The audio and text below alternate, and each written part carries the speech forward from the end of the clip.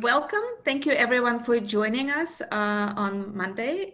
This is the second in a series of webinars about cell and gene therapy in United States with a specific focus on Philadelphia region.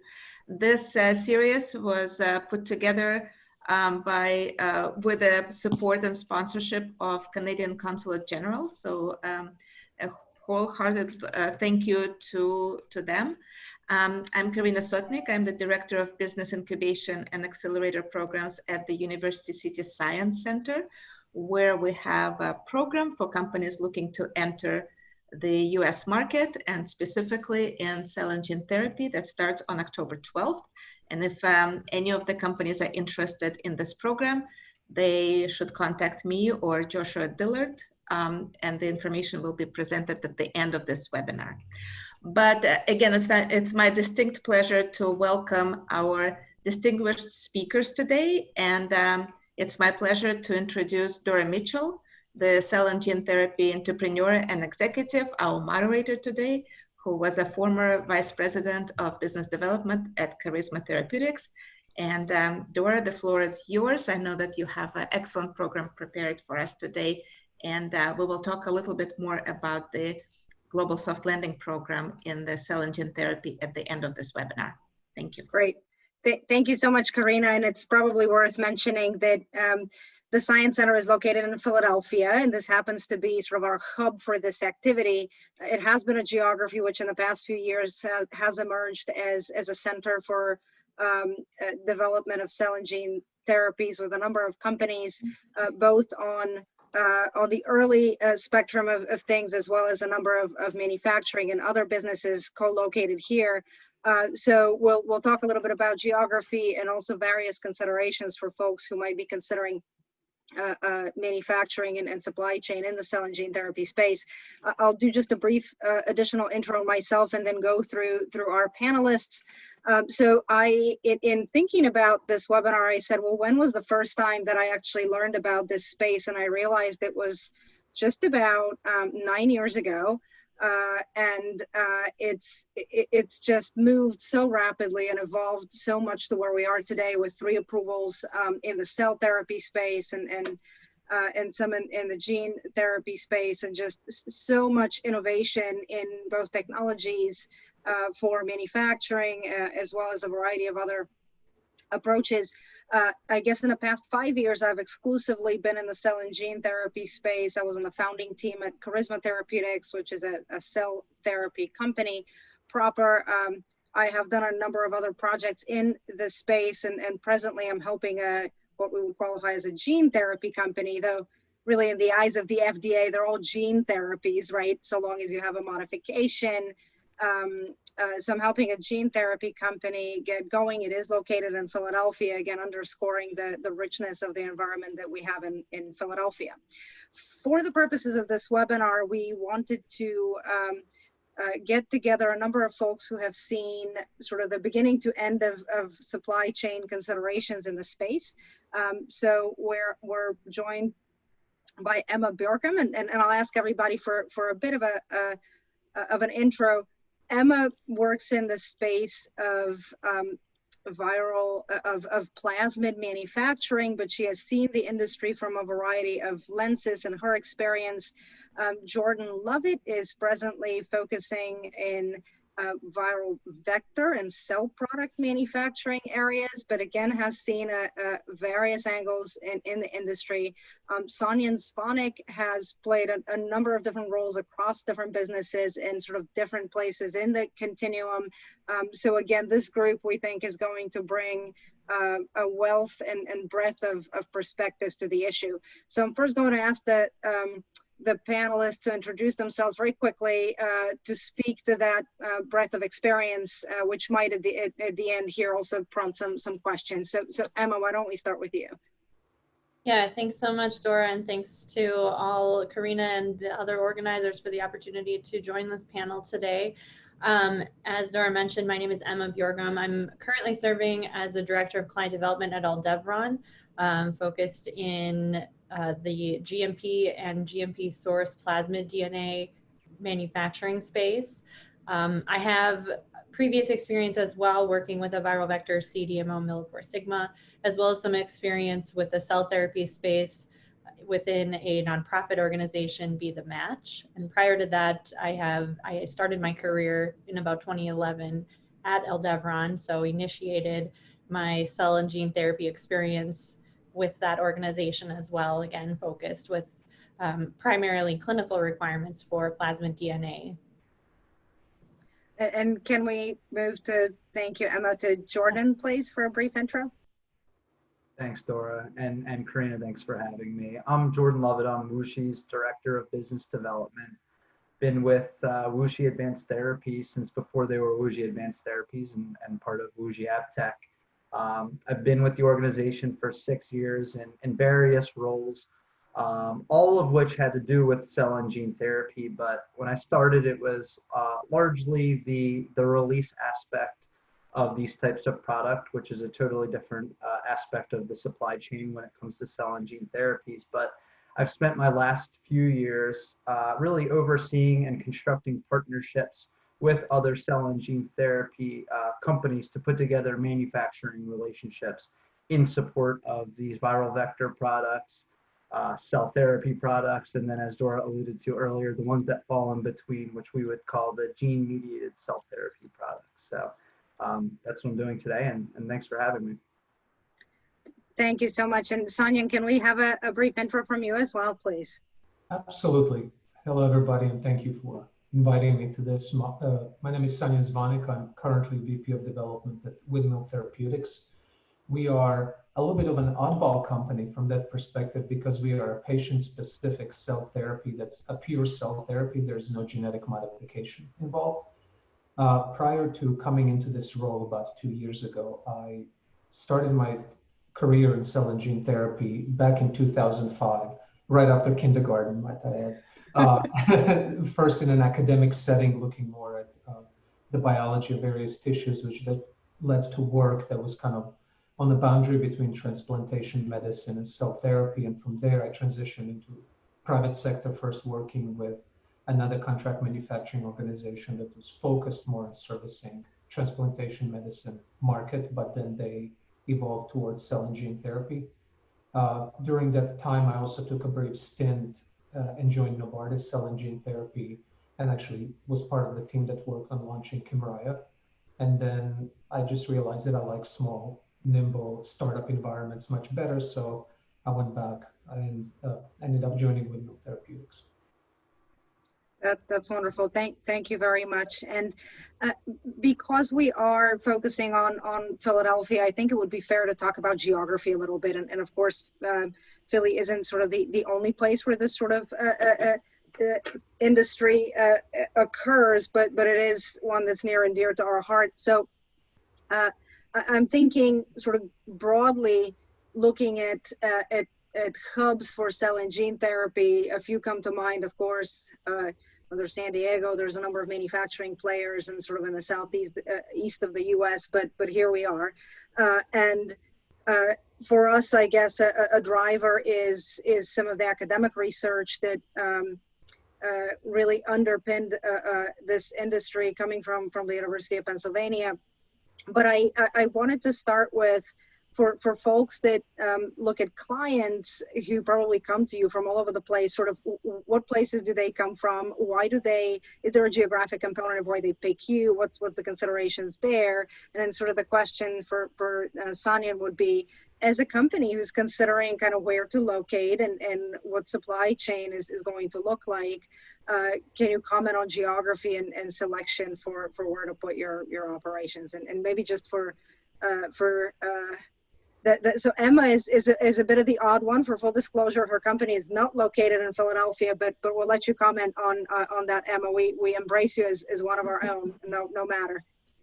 Thanks. No, we appreciate that. And I think, as far as organizations that choose to work with Aldevron and the rationale as to why they may choose to work with us, I think we've been fortunate in that the geography of where we are based, which is in Fargo, North Dakota, has really not been a hindrance. And although, certainly having proximity and being able to travel to your CDMO for discussions or other type of audit activities is helpful.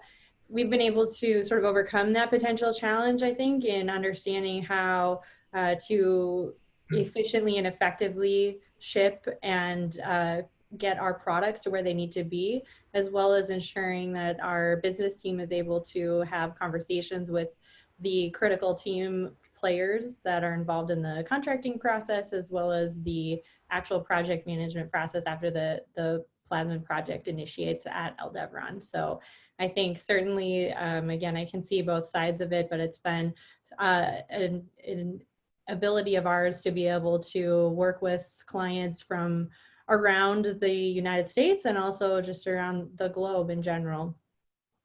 Pretty amazing. Jordan, how about you? Can you address, I know the organization has not only positioned itself in Philadelphia, but grown. Can you tell us a bit about the drivers of that decision? Sure. So yeah, like you said, WuXi Advanced Therapies is primarily located in Philadelphia, actually in the Navy Yard of Philadelphia. I mean, the decision to be in Philadelphia for us has been an easy one, and to continue to expand there. I mean, Philadelphia, there's a reason they've dubbed it Silicon Valley a couple years ago, right?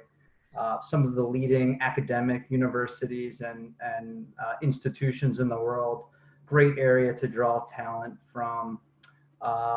Doesn't quite have the cost level of a Boston or a San Francisco when it comes to being a biotech hub, right?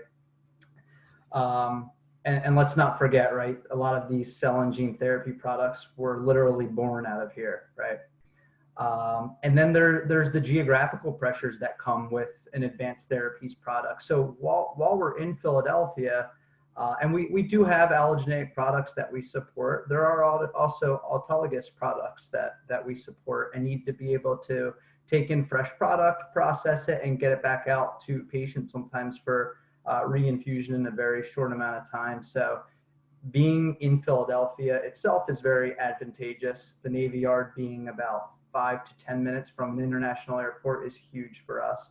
But just being East Coast located, right? We have all of the clinical centers here in Philadelphia that we can support. We can quickly get product to the East or West Coast, but even though we don't have a physical footprint in Europe, being East Coast based makes it easy to support that. As I mentioned, the talent and being able to source talent, and that's obviously the case in, say, a Boston as well. But I think you'll find in Boston, as many of your colleagues will probably tell you, right, the level of competition is greater right now, much more expensive to source personnel. And I don't think I need to tell you about the physical footprint, right, for building a facility in Boston and what that costs. So, I mean, the advantages of being in Philadelphia are huge. I think within immediate proximity to Philadelphia, we're talking about 100 universities that we can draw talent from. So it's been huge for us, and it's the reason we've just added actually a fourth facility down here in the Navy Yard. Just amazing evolution over the past few years. And Sonia, maybe from the company perspective, you'll tell us kind of why you ended up where you did, but what were the drivers that you were considering? I'm sure there was a moment when you thought about what is going to be the best location for us and for our suppliers. What are some of the thoughts that were discussed? I think a lot of it honestly just dovetails into what Jordan was already talking about. So access to talent is a big one for a growing company like ourselves.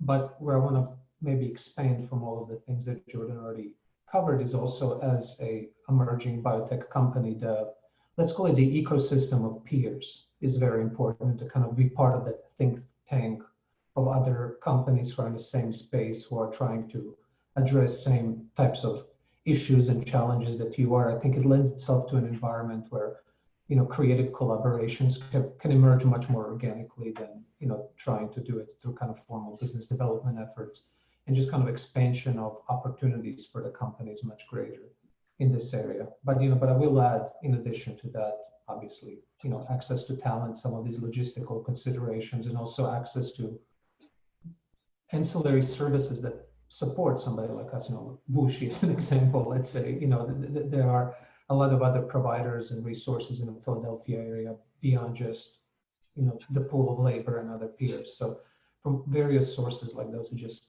together makes sense to be here. You know, I wouldn't say that there's anything in Philadelphia area that's prevailingly greater than anywhere else, but it's a combination, the sum of all of those individual things creates a great whole altogether. Maybe I would add an additional consideration that I've heard discussed is there certainly is the proximity to some of the larger players in the pharmaceutical space as a whole, right? An opportunity to exchange ideas or meet, or like you said, strike collaborations, et cetera, that are close by. You get in your car and you drive to a number of pharmaceutical companies in our area, and of course some of the original work in this space was done to a large extent in New Jersey, which for us Philadelphians, we'd say that's still the greater Philadelphia area. So there's just a lot, as you said, a lot of different factors that flow into supporting this area as a great hub for the activity. But maybe this is a bit of a duplicative question, but let's attack it from this side.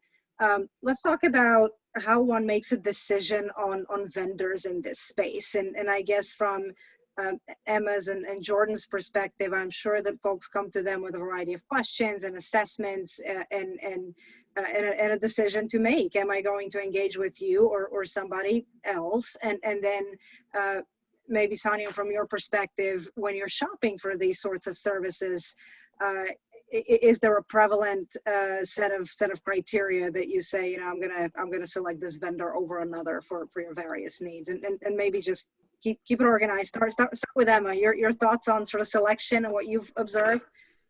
Yeah, for sure. So I think, you know, what we've seen over time is there are many factors that seem to go into the decision-making process, but especially initially, I think it comes down to quality and consistency. So, and can your vendor potentially support you from very early phase research all the way through to commercialization and developing that long-term relationship early on.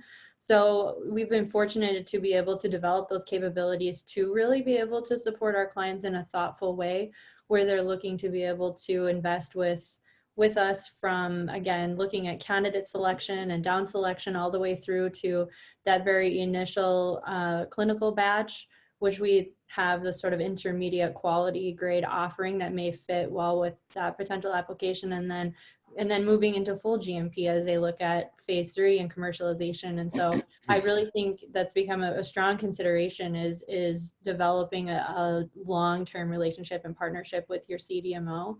And ensuring that they have the quality to back that up, that that audit results speak for themselves, to have clients come and really evaluate and understand, is this going to be the best, most appropriate fit for me at this particular junction of what I'm doing from clinical planning.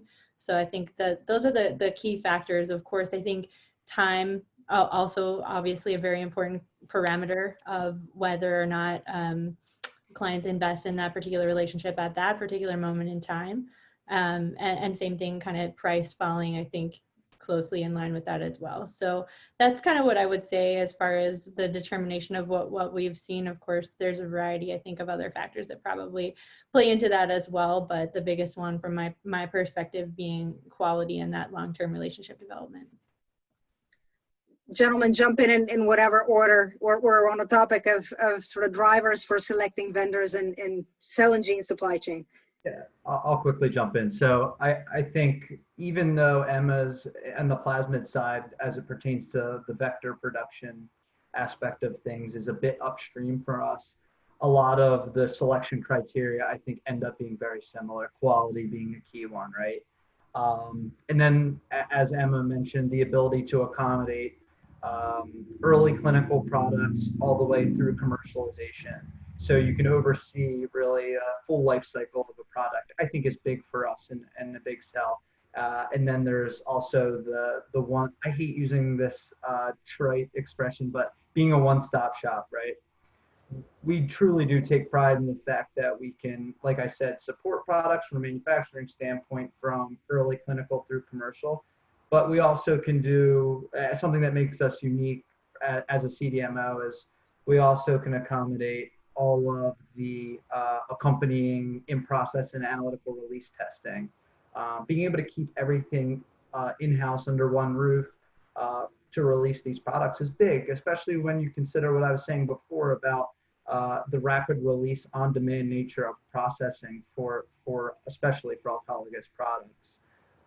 So that's a big one. And then I think the only one that's separate there for us would be ability to kind of accommodate speed to IND is a big one for a lot of our early clinical partners that aren't necessarily keyed in on being commercially ready from the outset. It's more so important for them to achieve their first IND, say, as quickly as possible. And I'll allude to this, I'll talk about this a little bit more, but being able to implement platforms to support that. So your earliest clinical partners don't need to transfer all their maybe academic processes in-house or have to every single time develop a process from scratch on behalf of the partners. That's big for a lot of the clients when they're looking who to select as well. And Sonia, maybe in adding to this question with regard to selection, maybe it's fair to, because you've functioned across these different spaces, to add some thoughts on that handoff from the research space into early phase trials and then expansion into later stage commercial manufacturing. Yeah, absolutely. I think, you know, in my role, I was try to at first categorize, is this truly going to be somebody I would call a vendor, so purely transactional relationship that will always remain as such, and there's nothing wrong with that if that's the appropriate relationship. And in that case, I completely agree, you know, quality and reliability of that vendor is very important. However, in my case, as a small company, you know, there are many things that we are good at and many things that are not our forte. And those are the things that at this point we outsource until we grow later on as a company and consider bringing them in-house. So those relationships to me have to be truly collaborative. It has to be true partnership where, trite as it may sound, those partners need to be the extension of my team, and that's how we need to work. And so that's a big, you know, determining factor for me. It's with these partners, you know, quality and robustness are just the price of entry, but the ultimate selection is actually how well they interact, work with us, you know, how open we are with each other. And I think that dovetails into your question as well, is, you know, how can they both scale with us qualitatively and quantitatively through our evolution as an organization, through our product life cycle process and the evolution of our platforms and growth. So it has to do, you know, if we are entering and thinking about this relationship early on, it may be a partner who has a very strong science and development team. If we are entering this with something that's already developed, it may be a partner who brings strength in industrializing and commercializing our process and helping us get over the commercial front line. So I think those are very important considerations. I would say in the context of Philadelphia, that's one of the beauties here, is that, you know, the pool of vendors and service providers, because of such strong academic background in the region, spans really that entire space. You can work with people who are very kind of clinical, academic, early phase oriented. You can work with other groups who are extremely strong and global leaders in commercialization and industrialization, and find them all within your doorstep, to where that collaboration doesn't require, to Emma's earlier point, a cross-country trip, but you just jump in your car and in 15 minutes you're in their lab, and your scientists can work with their scientists, your people can work with their people, and really feel that connection and that collaboration go together. So important to have that connection, especially in these early stages of troubleshooting, and truly most of these products are, you're developing things that are unparalleled. So maybe we can talk a little bit about time and cost, and I think that dovetail with what Sonia was talking about with regard to this relationship, and how with the sorts of vendors we're talking about in the supply chain, it really gets to be more family, because they are with you for such a long period of time. And so maybe give our audience a bit of a feel for sort of that when a product or a product to be or a project perhaps comes at your doorstep for Emma and Jordan, what are the typical steps that it would go through sort of in your hands? And give us, without of course holding your organization to, you know, I said that it takes 3 months for this, give us some ideas about the length and involvement and the process development that goes through a project that you typically see Emma, would you like to start? For sure. Yeah. So I think from the beginning with the research grade phase of the project, which is really how we would start any particular project that's destined for clinical, would initiate in the research grade space to allow for material to be generated to support process development activities. We try to package our pricing such that it's clean and clear, and with plasmid manufacturing, because it's essentially set up in a more holistic manner, and that we're not separating out upstream and downstream operations. There's not as much true development that's needed. We do some optimization work in the beginning to ensure that we're selecting for plasmid clones, for example, that have their ITRs or LTRs retained, so that you're selecting a clone that's going to truly be packaged into a virus that's going to be functional in the downstream. However, outside of that, the unit operations from upstream growth through downstream purification are relatively similar, which actually provides a really nice advantage from a timing perspective. We are able to utilize our previous experience with plasmids in general and the optimization we do to get to the downstream steps. So as far as the clinical manufacturing of plasmid, again, we offer two different service levels, which is really dependent as far as it really alters the timeline depending on which of those are utilized. So for that sort of intermediate GMP source level, it typically takes about 3 to 4 months to complete a project. And then for full GMP manufacturing, it usually takes about 6 to 7. Again, not holding the organization accountable if the parameters of the project change terribly, but another advantage for us has certainly come with the expansion of our facility. So we've been able to continue to keep our lead times down, which has been great for our clients, such that they are able to continue moving forward, since we're typically first in the downstream of supply chain needs that are required. So trying to continue to compress that is a huge objective of ours, and we continue to work towards that, both on the actual manufacturing side and then also on the QA review and release side of things as well. Thank you very much. And I guess maybe we'll grab Jordan next. And I guess in the types of activities that you support, there gets to be a bit more of the issue of very specific facilities and suites and clean rooms and access, and people in the industry tend to talk about sort of bottlenecks in manufacturing and whether or not a particular suite is available or it isn't. So in any order that you prefer, tackle for us a little bit of sort of timing and importance of process development, as well as just a bandwidth of availability of space. Yeah, you're exactly right, Dora. So I think there's a couple considerations here with when it comes to being a cell or gene therapy CDMO, right? It's what type of product modality specifically are we talking about? And then what are you really trying to accomplish here, right? Is it a matter of speed to GMP, speed to IND? Because then there's one path we go down. We may recommend putting you in one of our platforms. But if it's a case of, hey, we want to develop a relationship with you where we're with you from early clinical through commercial, but we want to establish really that commercially ready type process from the outset. Well, then it's a little bit of a different story, because say we're talking about vector and we're placing you and kind of inserting you into our standard Lenti platform. Well, time to GMP, maybe we're looking at 7-8 months. But for say a cell therapy or a CAR T platform, maybe that same time frame, but commercially ready process. Maybe we want to optimize like what you already have in hand because you've opted to tech transfer your process in. Well, maybe that adds a few months of optimization. It really depends. It's different from case to case.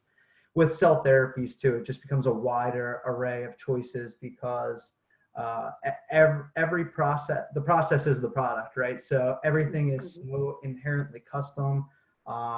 Some cell processes can be 5 days, others can be 30, 60, 90 days, depending on the cell type. Speaking to the bottlenecks and the constraints within the industry, I mean, there's no doubt that there's a few of them, right? You mentioned one already, and that's GMP capacity. And then beyond that, the other couple I always like to call out because they're less obvious, I think, to most folks. GMP Capacity is the one you read about everywhere, right? And it's true, it is one industry-wide, I think, for advanced therapies. But the other two are, I would say, the release testing, right? And then the ability to accommodate additional programs through process development. Expertise, we've talked about this a couple of times already today, but expertise in this industry is somewhat limited compared to other product modalities. Compared to the monoclonal antibody world, right? We're in our infancy. But it's another advantage to being in Philadelphia, drawing in the talent to continue to expand our PD team, it helps. So the way we've attacked these bottlenecks, right, is we've obviously added a ton of GMP capacity in the Navy Yard. This fourth facility I mentioned earlier that we're bringing on in Philly triples, I think, our footprint on the testing side of the business. And then we continue to add to our process development team because that really is the first sort of consultative door to folks that are entering our organization as partners and as clients. And we want to continue to maintain this consultative nature with the groups that we're dealing with. And in order to do that, we need to have expertise within PD, within all these different core focuses of ours. So that's kind of how we've attacked the bottlenecks that have we've seen arise, at least within our four core focus areas within cell and gene therapy. Thank you. And I guess from the company perspective and having had some experience there, of course, there's some discussions about, can I maybe reserve a suite? Can I, is there economics involved around that? That clarity of when it is that you might initiate a program or whatnot. But Sonia and I'd love to get your perspective from actually managing a program like that at a real company, timing and also maybe to the extent that you can give us a little bit more about your product, which is rather unique and sort of the steps there, if to the extent that you can. Yeah, absolutely. My approach here is to first start with a value strategy because it evolves through the life cycle of the product. So when we look at the life cycle evolution, we always look at the technical aspects of things, but there's value along the chain. So in the original infancy of a product, that kind of value of the discovery and access to those early patients and experts is much greater than the cost per batch because you'll be just making such a limited number of batches, it's a washout in essence.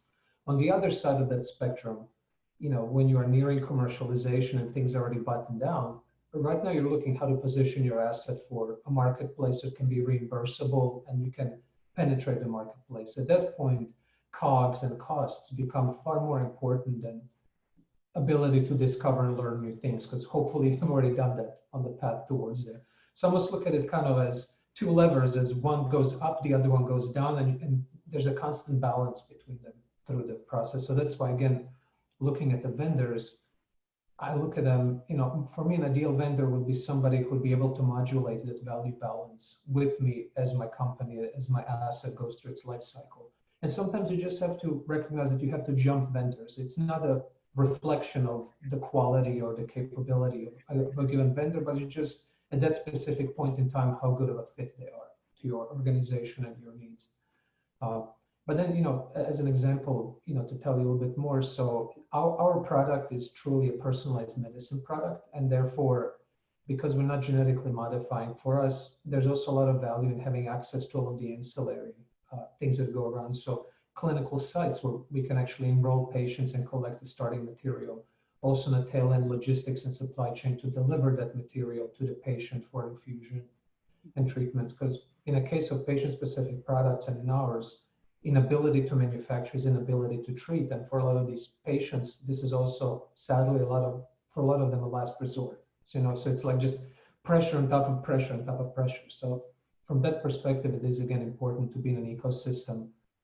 If there's not an ideal partner who can take you through that entire process, to be able to go and choose from a variety of them and create a network or a patchwork of various providers. And I think, area like Philadelphia really dovetails into this. But, while all of us do talk about capacity being the issue here. You know, philosophically speaking, I think cell therapy, as Jordan said, it's in its infancy. And I think just looking at it simply by building out, it's almost like putting more fuel in a really bad engine, right? So you know, when we compare ourselves to industries such as monoclonal antibodies, biologics, you know, how molecular a compound is made is really up to the manufacturer. The value and the proprietary value of a sponsor in that case is the actual molecule. In most cases, we can't do that with cells. A lot of them are naturally occurring things that we cannot patent and put value proposition around. So that bespoke manufacturing process that Jordan spoke around is a unique challenge. I don't want to call it a handicap, but I think right now our tool set to address it, these kind of challenges of how to grow a manufacturing ecosystem where every single product going to that machine has its own unique bespoke needs and there's very little wiggle room. It puts a lot of pressure on just, you know, the field needs to evolve in how to apply technology and technology solutions in a different way than we have done before for, you know, nascent industries that we're dealing with.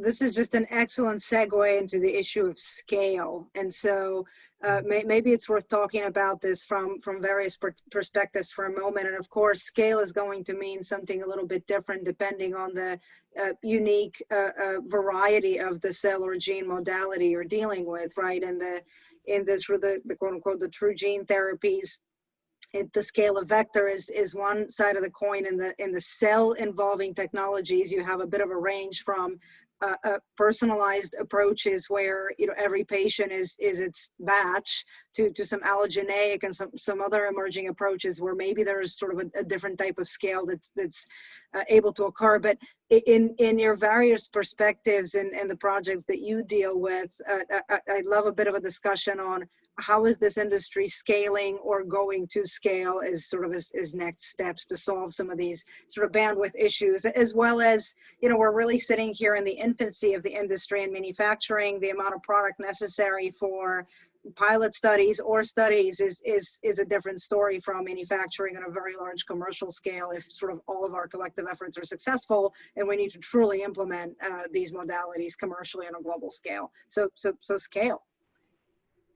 Yeah, good question. So I think from the plasmid side, the scale issue is a little different, and certainly it would be great to have Jordan and Sanjin's input here too, as I think for us, it's certainly getting larger bioreactors, scaling upstream and downstream unit operations. We don't deal with the same challenges of suspension versus adherent types of challenges with plasmid. So I think that's kind of a unique aspect. I think for us, it's really continuing to build true capacity as well as getting to those larger bioreactors. And it really becomes an efficiency of being able to get to those larger scales and continuing to hone in and optimize the processes we have to get to larger multi-gram quantities, especially as we consider, again, those potential commercial demands. And luckily, plasmid as well is relatively stable over time. And so we're able to produce potentially very large batches that could be dispensed and aliquoted and in a sort of ready to use format for clients for various phases of their project, which does provide a benefit as well. So I think we're definitely seeing more and more of that, of clients selecting for those larger scales earlier on. And we're continuing again to try to invest in the technologies appropriate to get to the scales that are required. Makes a lot of sense. Jordan, how about you guys? A bit of a variety of projects there, and scale gets a bit more complicated there. Exactly. So, but to Emma's point, right, on the vector side, it can be similar. It's equipment, it's scaling the equipment itself. So if we're talking AAV, it's a matter a lot of times of, you know, the science proving itself out at 50 liters and then the cells growing appropriately and getting them at 200, everything looking good, and getting them the 500 and 2000 in a transient transfection type platform. Okay, that works well at that scale. But what happens when one product is commercialized, 3 products, 5 products? I mean, we keep talking about it, but these products are in their infancy, and even the 2,000 liter scale isn't going to do the trick no matter how many suites we have eventually. So investment into new platforms for us is key on the vector side, right? So starting to experiment with a baculovirus system, seeing how that scales. How do we get to 10,000 liters eventually, right?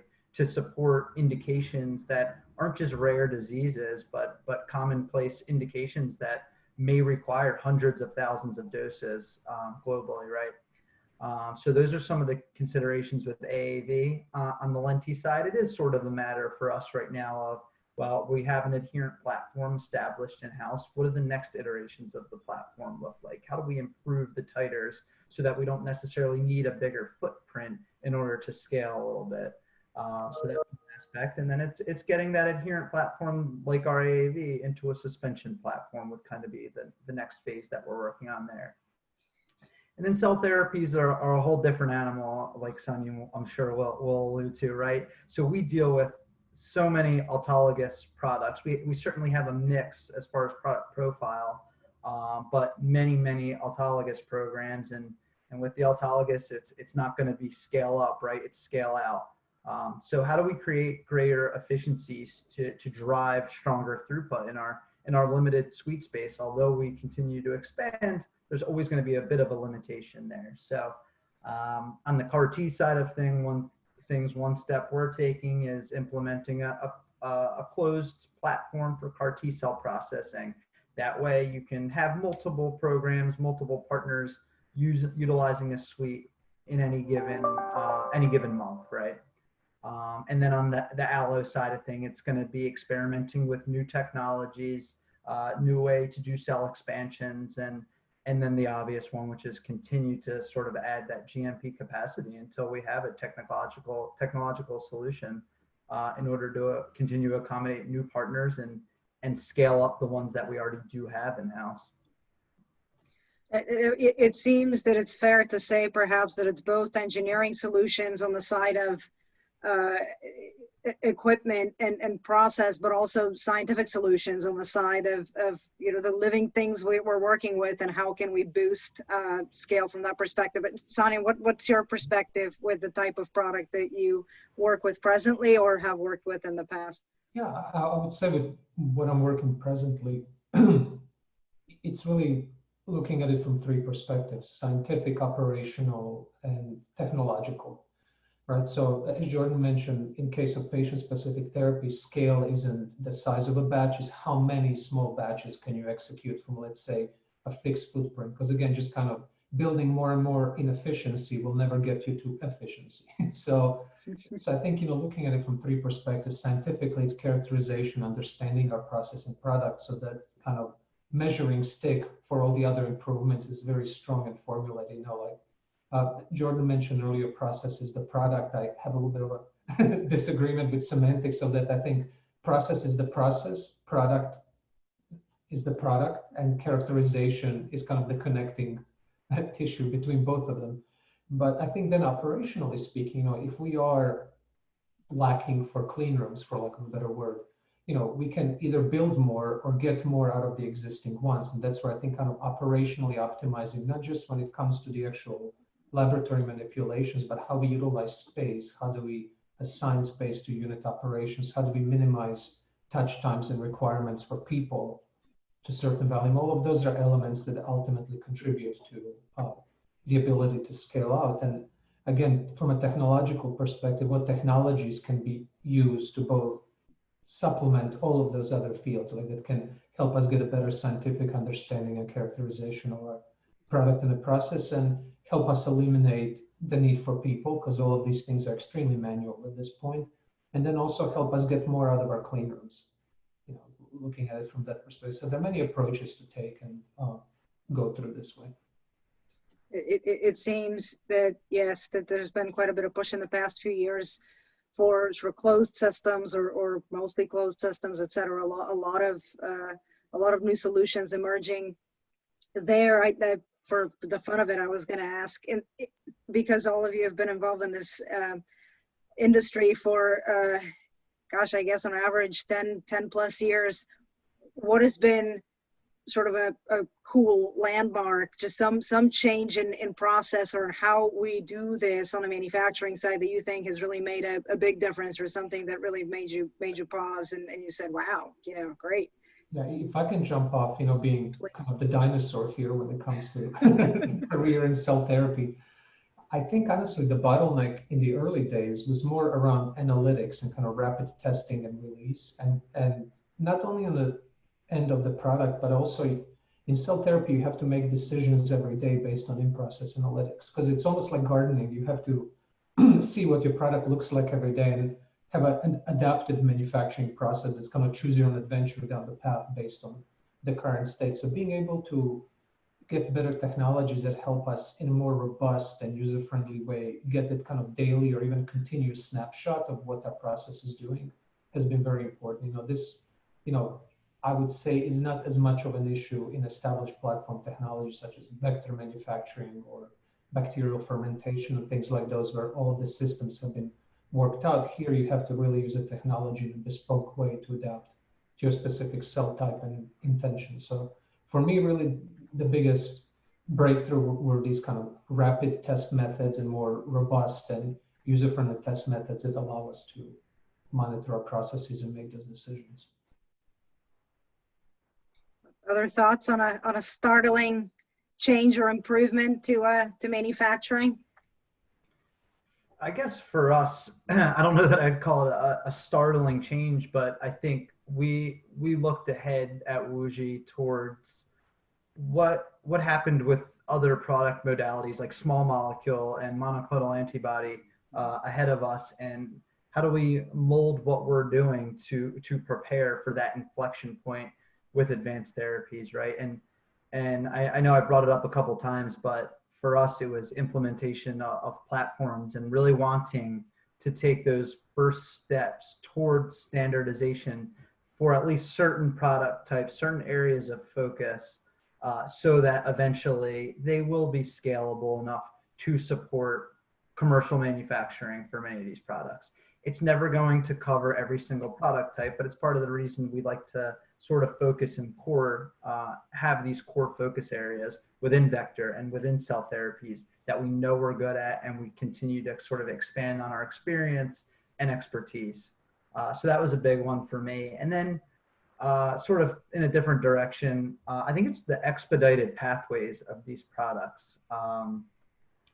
I mean, small molecule, right? In the past, you've been able to see products take 5 to 10 years to reach commercialization. There are products that we're dealing with, right, with all the different expedited pathways to BLA and to registrational trials, right, that allow products to advance from preclinical status to commercial viability within 2-3 years, which is incredible. So needing to keep up with that, right, we quickly realized that we need to be able to support folks, be consultative, not just for late phase stuff, but we need to be there from early clinical through pivotal and into commercialization, because there's no time to be necessarily for a lot of products to be transferring from an academic CDMO to a commercial CDMO, et cetera. So I think that's been a big one for us, and certainly a core area of focus. Yeah, for sure. And I can appreciate both of the previous points as well. I think just maybe more speaking to the efficiency side of things, that we've certainly made changes and improvements, I think, within our manufacturing process, whether that's with our large scale lysis technology and kind of being creative of, with our eye towards what's needed again as we continue to scale up, and identifying where those bottlenecks are, and then engineering and finding appropriate solutions to get to the next phase has certainly been something I think we've been focused on. But I think also from an efficiency perspective, and to Jordan's point too about platform technologies, I think we've also been focused on providing and offering true off-the-shelf products that are ready to use from for clinical production of vectors. So whether that's for lentivirus or for AAV, that certainly has provided a substantial efficiency in both cost and timeline for our clients that are, again, able to utilize those plasmids. You're then only talking about custom manufacturing of your gene of interest, plasmid, which again, from looking at the initial potential bottleneck of where the hangups could be, that can certainly allow for efficiency. So I think as we've started to bring those on and have them be more readily available in various quantities, it's been a real inflection point for us as well. And thank you, Emma, for this perspective. And maybe somewhat of a final issue to deal with is how does one make the decision of building their own facility or using CDMOs and for how long? And I know everybody here probably has come into contact with this issue from one side of the table or the other. And of course, in the early days, it seemed that sort of the big bets that were placed in this industry, I guess, Juno initially, Kite, I mean, they built their own factories and sunk a humongous amount of CapEx into enabling this. We certainly continue to see some of that activity, but your thoughts in sort of the drivers and selection, and then where is this space going with regard to build your own or outsource would be great, in any order that you guys want to jump in. Yeah. Maybe I can jump in and start off with that. So, as somebody who's literally doing this at a process, right now. again, it's first it's a matter of what are you looking to buy, in a sense. Are you looking again to buy just scale and capacity? Are you looking to buy expertise? And also, what's the core strength of your existing organization? What do you need to supplement, right? So those are kind of the questions. There are certain problems, for instance, such as sheer scale or sheer capacity that one can throw money at if they have expertise and capability already internally that's in a position that can be scaled, so that investment can actually generate value out of it. In other perspectives, we're a 20-person company, so clearly we can't cover everything. So it's really understanding where our core strength is, and then making outsource investments in complementary capabilities that work well with what we have to together generate a bigger picture and a bigger value to our investors and shareholders. So I'll just kind of, from that opening perspective, I think that's ultimately the biggest question is, what value are you going to get for your money? And that changes over the life cycle of a company and of a product. So. Sort of other comments on this? Yeah, so I'll jump in there. We're obviously a little bit biased being a CDMO for cell and gene therapy, right? But I do think there is a place for building out. The question is, I think, is it the appropriate time when it's too early? Like Dora, I think the groups that you had mentioned, they did build out, but I think they worked with a CDMO before they ended up building out because they waited till they saw the efficacy with their product and that it had some staying power, and then pulled the trigger on a build out, right? So my point being, I think when companies are raising these huge early rounds, right, enough to build a facility, I think they think about the facility build out in terms of upfront capital expenditure, right? The money they're going to throw to initially build out a facility, but they don't always think closely about the fixed costs that come with maintaining a facility, especially a sizable one, and all of the supporting infrastructure needed to do so, right?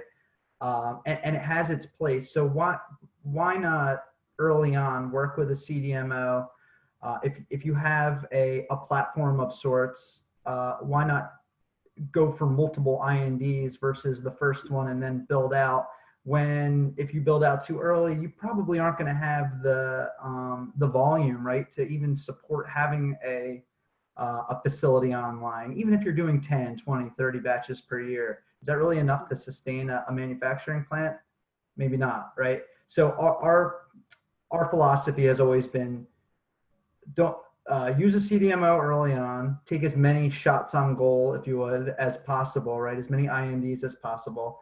And then when it's time and you see the productivity of your product and you see the efficacy, build the facility out. And worst case scenario, your CDMO becomes a risk mitigation strategy, become a secondary supplier. So that's been our sort of philosophy on it.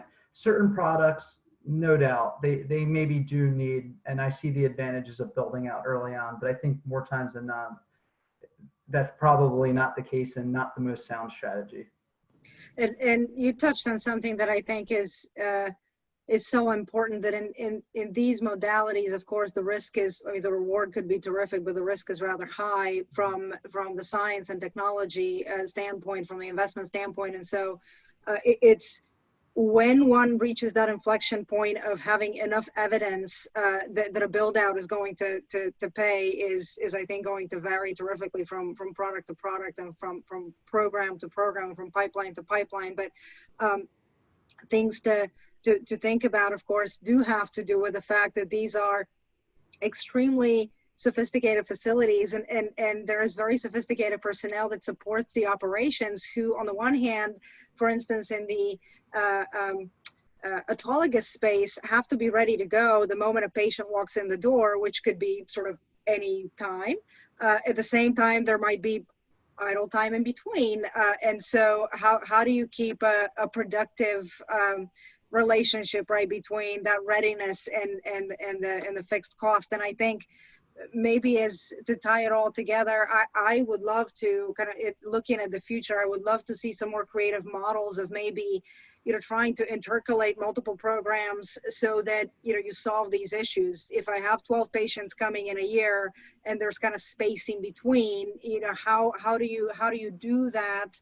And of course, relying on a WuXi, relying on Aldevron, or relying on some other vendors and partners is one way to do it. But it seems to me that there's probably place in the industry for some other creative relationships to utilize bandwidth to the fullest, as well as enable everybody to sort of do what they need to do. And I guess I'll just open it for, what are some things that you all think that will be coming up, will be changing, or you would love to see evolve and change in the manufacturing and supply chain for cell and gene therapy in the nearer future?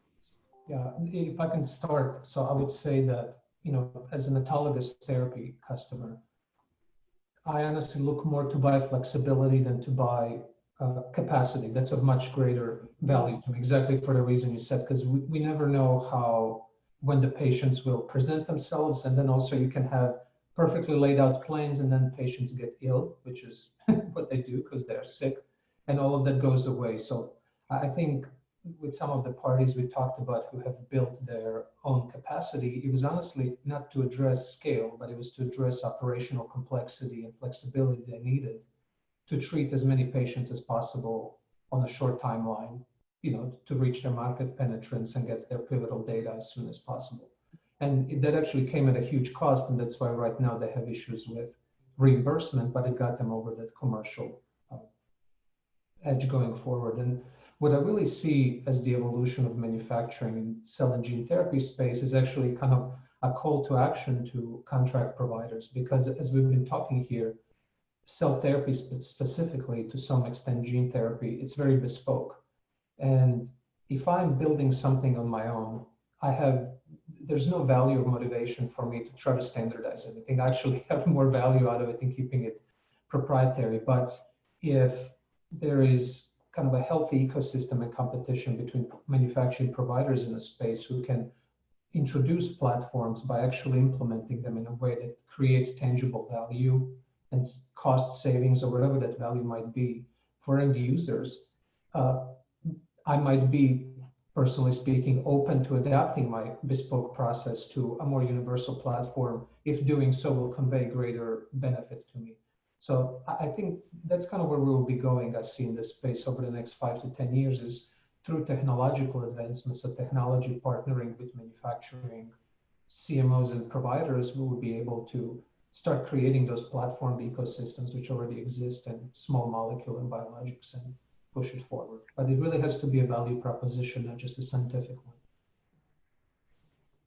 Yeah, I completely agree. I think we will see additional support from and with even patient advocacy groups, and how those more rare and more unique rare indications are being supported through different manufacturing processes and platforms. I think on the plasmid side, I think again we'll see continued use of more off-the-shelf plasmids, and I also think we'll see more of these partnerships and relationships established with other viral vector CDMOs and groups that help to kind of solidify and streamline that potential supply chain.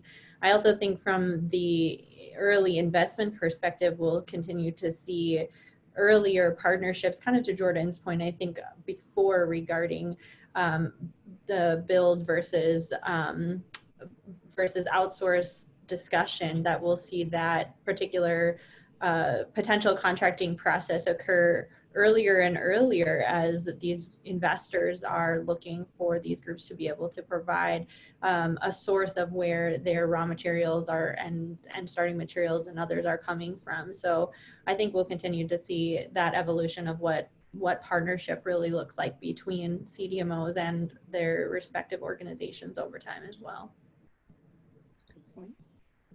Yep.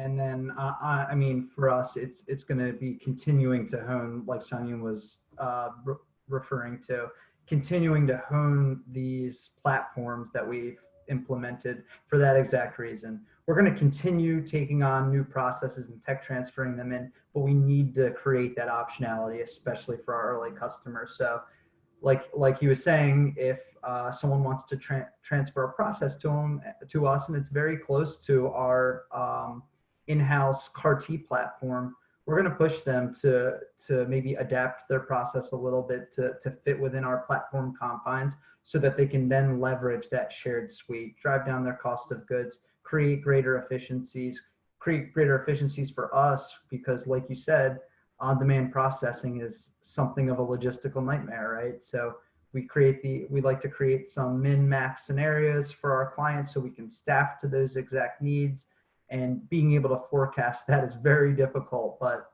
ultimately that's what's going to assist in us passing those efficiencies on to our partners. And then I think furthermore, speaking specifically to our internal supply chain, right? Being able to vertically integrate a little bit would certainly be helpful on the vector side. So, but by no means, I think on the plasmid side, do we want to compete with Emma, right? And the folks at Aldebaran. But for certain instances, just to keep our clients' timelines intact, right? Being able to produce plasmid certainly could be key for us, at least at small scale, to support some individual programs. But to a degree, we're always going to need to partner with an Aldebaran, right? With a plasmid manufacturer that can really support these larger scale needs, especially on behalf of our clients as they scale towards commercial. So.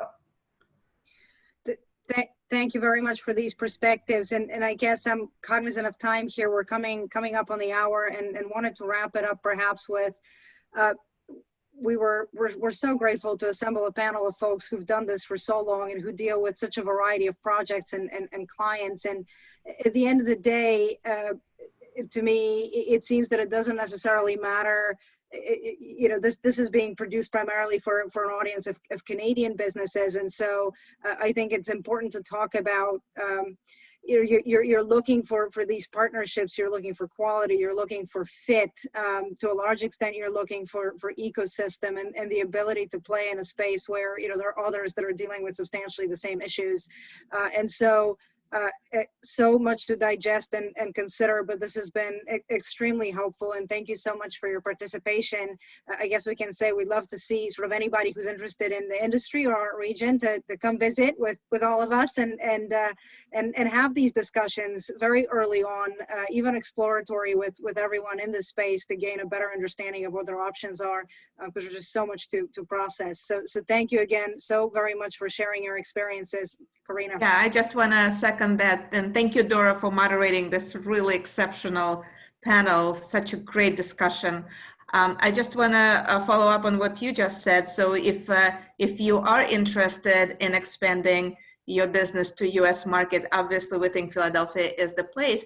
And the University City Science Center has the program to help you get engaged with people like we had on a panel today, to help you tackle issues like reimbursement, like regulatory, like manufacturing and supply chain, in addition to just so many other issues, operational and legal.